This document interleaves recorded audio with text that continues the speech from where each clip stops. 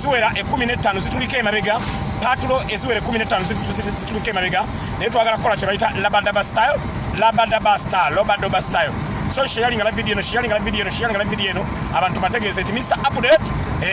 security clear nnyo muli batono twetaaga abantu abakuuma president nga tuli bangi netaaga abantu nga muli bangi nnyo tusobole okubeera nga president tumukuuma mu nkuuma ey'omuggundu ennyo sharing la video eno tuli ne president wa Uganda ddako Robert Kyagulanyi nga tugezaako okulanga tumuwerekera ate agende mu kifo obulungi ennyo walaga tombuuza wa ebyo mbindekere for security reasons. It's gonna be massive.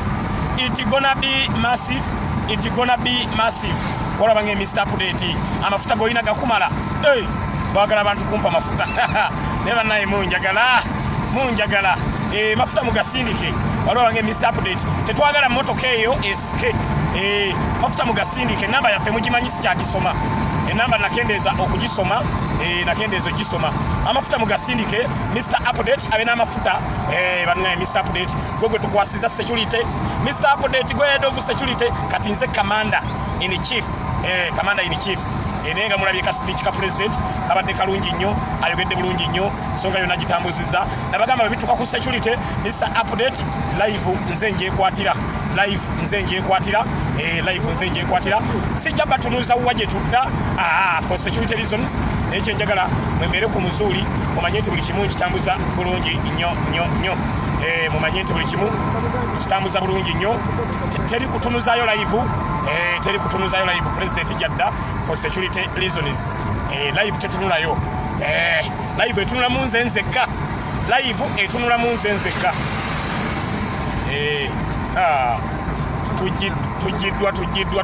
tujiddwa baabo bamaze okusalako baaba abasajja obusajja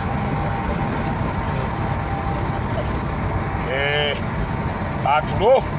naye temutya so nga tujja kubeera nga tugikwata mu nkwata ey'ekiina wadda Mr. Update live abakatwegattako buli kimu tujja kiba tukibaweereza wano ku updates wano ku the updates online page ewatali kuzikiza mwebale nnyo mwebale ddala mwenna abagoberera Mr. Update live emotoka teyisa nabo yagala yisa yagala yisa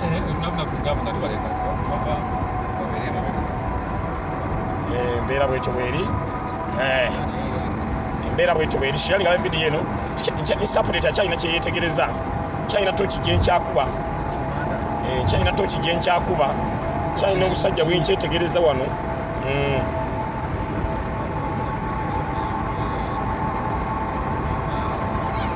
kyalina kyenkyetegereza wano na Mr. Update asiriikiridde omanya nti akyalina kyakikkaanya kyaliwo embeera ekyaliwo naye nja kubamba buulira mubeere ku muzuli mubeere steady wakyaliwo embeera eriwo waliwo ka police patrol kagezaako okuwerekera president waliwo police patrol egezaako okuwerekera president tumanyi kikyeyagala naye Mr. Update bwenna atabuka nja kutabuka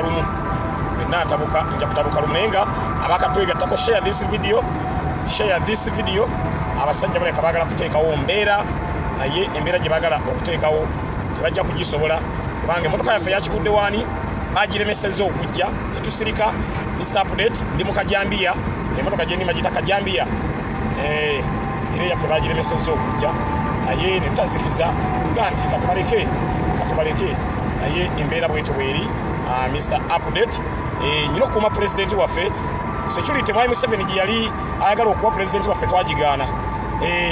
odire sebombo tuwa abasirikale mugakuuma president waffe twabagoba abasirikale yali awadde Honorable Robert Kyagulanyi Ssentamu twabagoba netugamba tetwagala era twabatwala kaguddeyo era mu kiseera kino baffe twekuumira president waffe twasalawo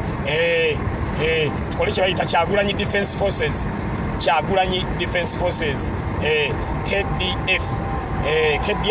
KDF yeri mu command kati yeri mu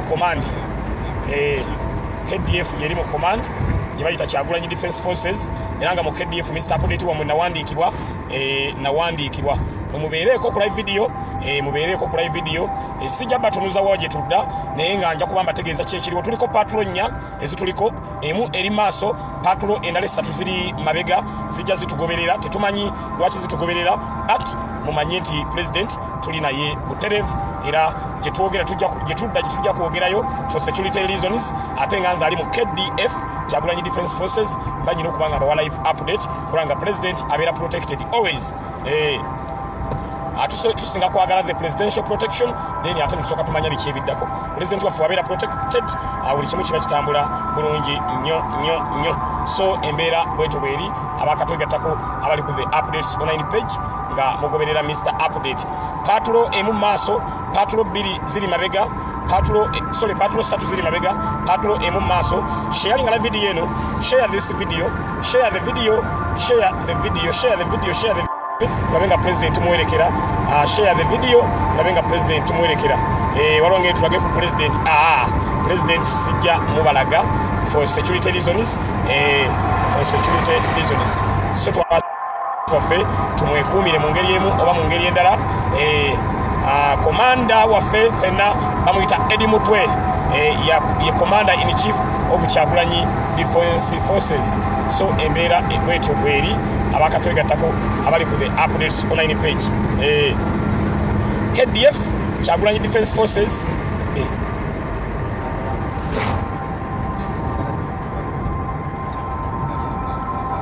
akapatulo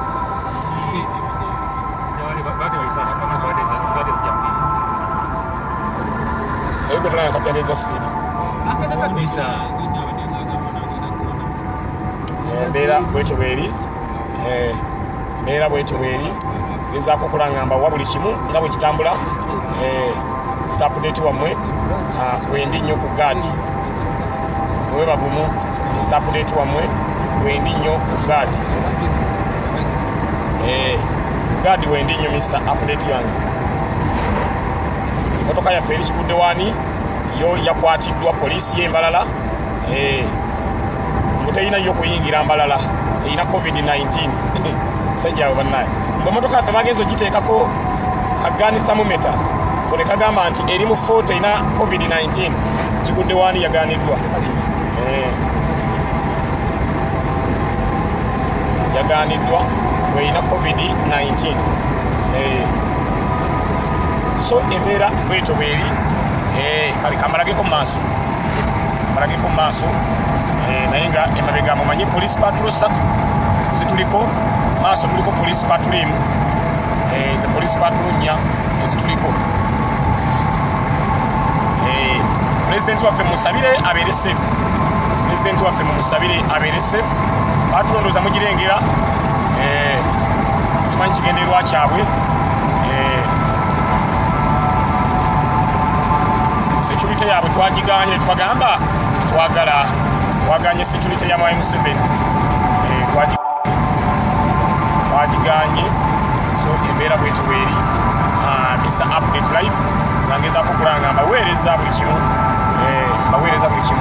ekigenda mu maaso olaba nga tuwerekera president waffe owa Uganda ddako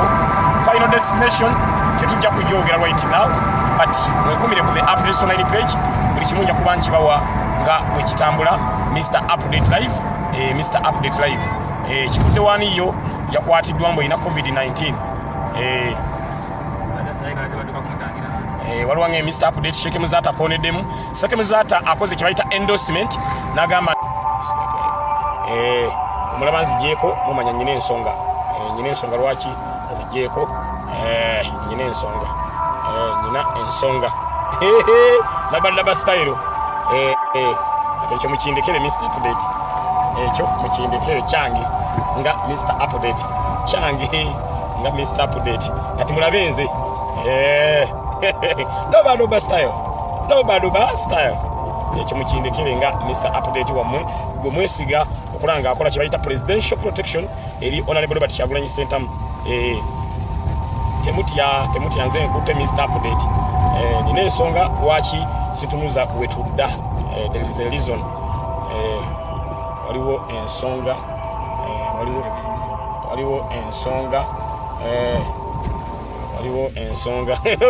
bajja kukkiriza lwaki Kyagulanyi Robert Ssentamu president wa Uganda ddako busazeko bwene busaliddeko tugulaba sharing live video eno Swaibu tebamusobola Swaibu yajjanga kiddo bwolaba nzijeeyo ng'omanya bwolaba nzijeeyo ng'omanya Lobadoba style timu Swaibu njagala kulaba ku timu Swaibu wano timu Swaibu next president of Uganda timu Swaibu bajja kukkiriza lwaki enkoko terya Kyaggulu and Kyagulanyi big size nga muddaawo timu Swaibu kati abali kunonga banyampi bawulire ennuku bagala lwaki tatulagaako mu maaso ate abali kunonga batuufu bagamba ama Mr. Update for security reasons mujja kukkiriza lwaki enkoko terya Kyaggulu mube bagumu nze nkutte Commander in Chief Mr. Update ng'ali ne Swaibu anaye Katonda watuwa Swaibu njebale mugumire ngibale mugumire ngibale bange bagumire ngibale bagumire ngibale Update olulimi nduyize nodduyiga bo bagumire mbaga bagube bagumu ffe tukutte bagume ng'ejjinja abeere bagumu ng'ejjinja Update njadduyiga balaba muliko bangi nnyo mwenna Update kasita olabanga sikulaga convoy mba n'ensonga there is a reason lwaki sibalaga convoy njagala kulaba ku timu Swaibu anaye Katonda watuwa Swaibu bannange anaye Katonda watuweera Swaibu tulina kye tukubanja Update nze nyina kyemmanja security mugiraba ngikuumye ne security nagali mugamba Mr. Update gwe gye badda mujja kukkiriza nti ono ye Swaibu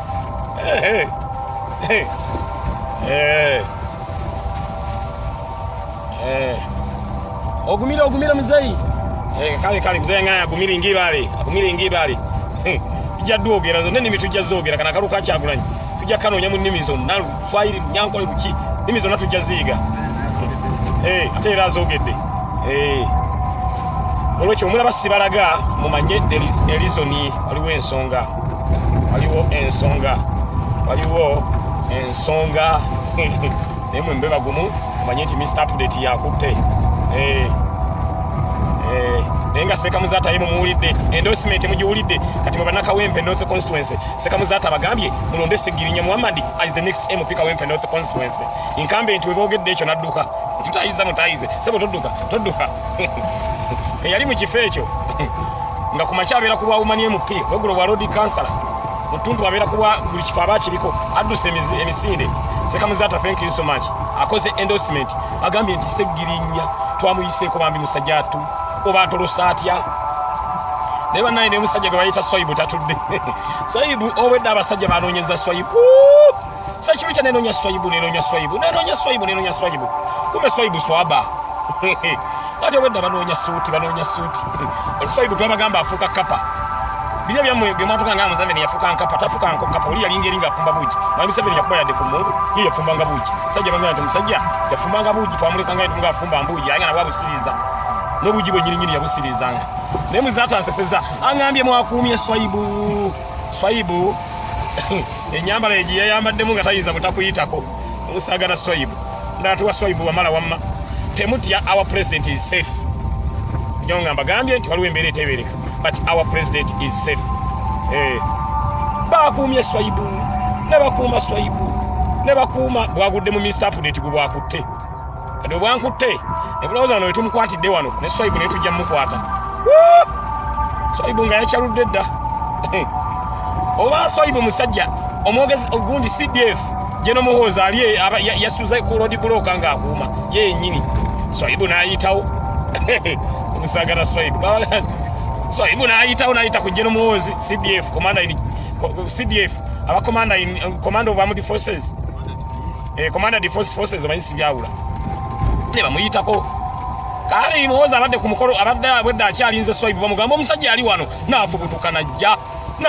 najja nga Swaibu yatuuse dda nga Swaibu ne salaamu yagiwadde dda tubadde tuli awo nga zireeta Muhoozi David Muhoozi ajja alabe Swaibu kitufu yatuse mugenzi Swaibu izia ule musajja mugamba Swaibu is already here Swaibu is already here munange ngaafubutuka fande olwensonyi nazifula obusungu natuna bubinyawo nga mune Swaibu yakuyiseko bo bagudde mu Mr Update abaga tujja baza nyala badaba style Mr Update ye yabadde sadaka Swaibu naayitawo tugende bakola Swaibu big up Swaibu naayitawo Mr Update nembeera sadaka ne bombeza okulodi bloka ne buntulugunya andika Swaibu ali safe ali mune ekyeki seseza muwozi bamuga nti Swaibu yatuuse da muwozi awakana agamba mubiha ne mubiha oli wagane mubiha ategeeza mulimba maindu yize Mr Update ne mubiha bamuga Swaibu izia ne mubiha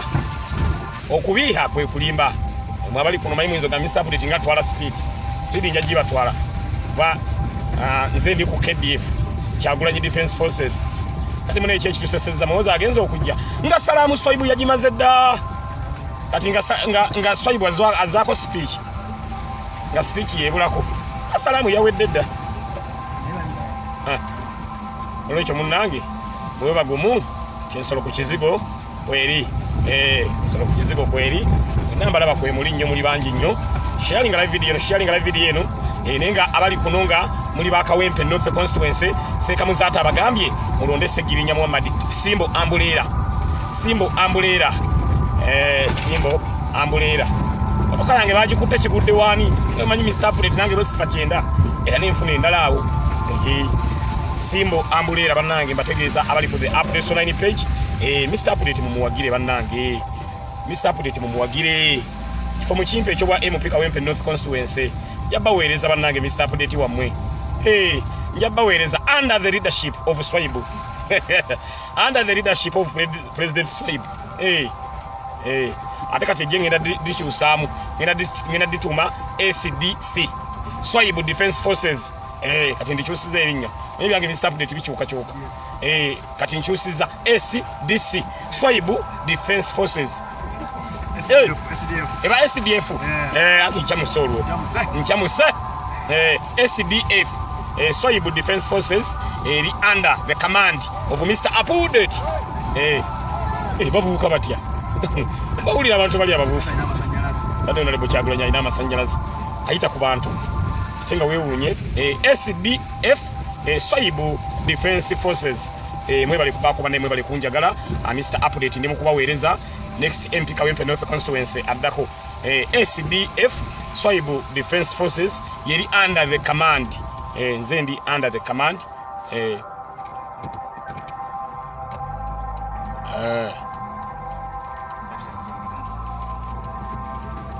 temutyanze nkute Mr Update si kyabatunuza mu convoy I have a reason